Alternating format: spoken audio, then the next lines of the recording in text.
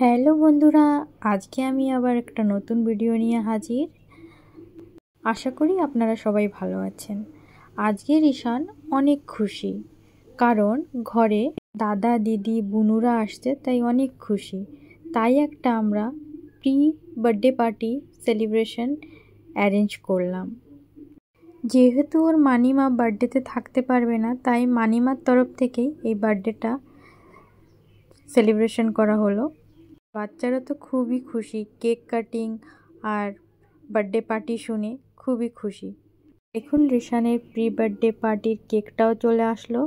রিশান জানতো না, ওকে সারপ্রাইজই দেওয়া হলো।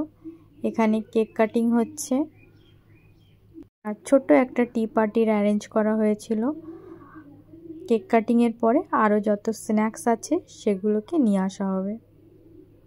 যারই বার্থডে হোক না কেন, কেক কাটিংয়ে কিন্তু বাচ্চাদের ভীষণ মজা লাগে।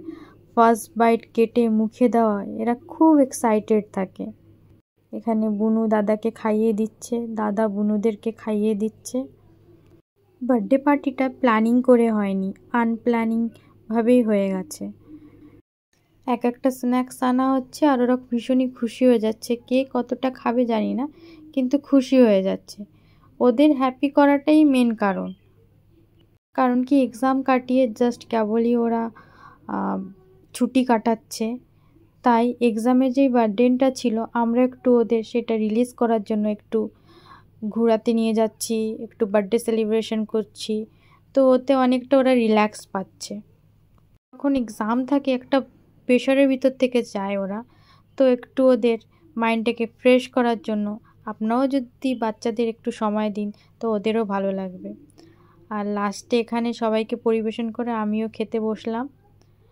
ভিডিওটা কেমন লেগেছে জানাবেন।